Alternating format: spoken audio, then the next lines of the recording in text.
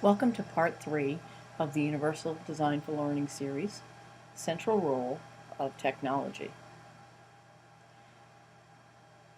We're going to be talking about assistive and adaptive technologies, and these help with common tasks and make something physically accessible. We're also going to talk about learning support technologies, and these are remediation, compensation, or extension. The first one that we're going to talk about is assistive and adaptive, Apple's VoiceOver, which is a screen reading program that Apple has built into every Mac. And you can easily turn it on in the Universal Access window. And there's a tutorial on how to learn to use it. You can control your computer from your keyboard with mouse commands or with gestures on your trackpad. Simple gestures such as flick, tap, and even rotor, which with 2 fingers you turn like you're turning a dial, and it runs through a different list of utilities that you can see in the VoiceOver window there. VoiceOver also has Braille support, built-in support for over 40 USB or Bluetooth Braille displays.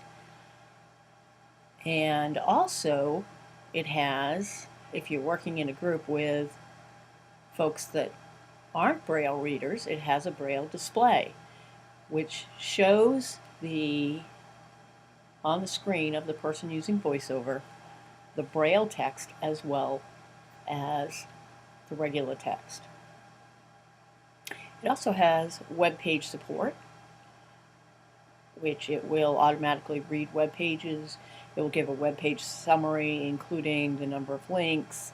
There's lots of different settings that you can use to help with reading web pages. If there's a particular spot on a web page that you like to visit often, for example, getting a weather report or checking on the editorials in an online newspaper, you can set something called a sweet spot, and it will, as soon as you go to that web page, it automatically goes to that section first. These are only a few of the choices available when you use Apple VoiceOver. It's a very complete screen reader with many features. Now I'm going to talk about learning supports, and the first one is remediation.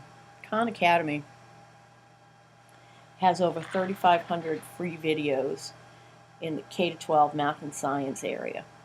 Along with these videos come adaptive assessments and personal statistics, which show what areas you've covered, how well you've done, as well as at the bottom of that graphic you can see badges that you can earn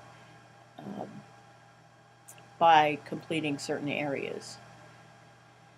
It also includes a knowledge map, shows where you've been on the knowledge map, how pieces of knowledge are connected. You can zoom in, it's almost like a star chart, where you can zoom in and see closer and closer till you get right down to the content standards. And if you're a teacher and you're using this with your class, there's a class profile section where you can quickly pick out each student and see what they're doing and see the class as a whole and maybe decide on some teaching strategies based on those results. The next type of learning support is called compensatory, and for that I'm going to talk about calculators. In a Newsweek editorial in 1997, Diane Husseke said that calculators prevent students from seeing the underlying structure and beauty in math. And I would have to disagree with that.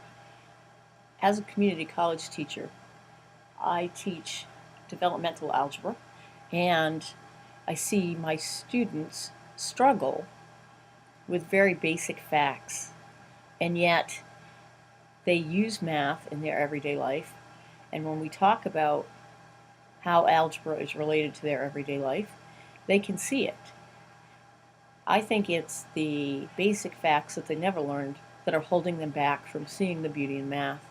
And when they can use calculators, such as a quick little four-function calculator from Staples, or the one on any computer, or the one that you can get online for free, or on your phone, um, calculators become ubiquitous in society, and by using these, students can put aside the mundane tasks and start to see how math has a structure and is a thing of beauty.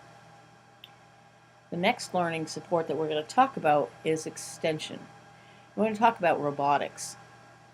Seymour Papert created Lego at the MIT lab, and said at the time that teachers were going to be teaching students how to program in elementary school.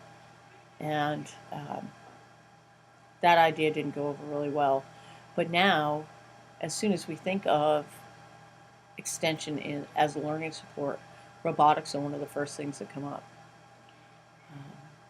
And although I love this quote, the role of the teacher is to create the conditions for invention rather than provide ready-made knowledge, I don't believe it just goes with extension, but I think it's a perfect example of what he's done in the robotics field.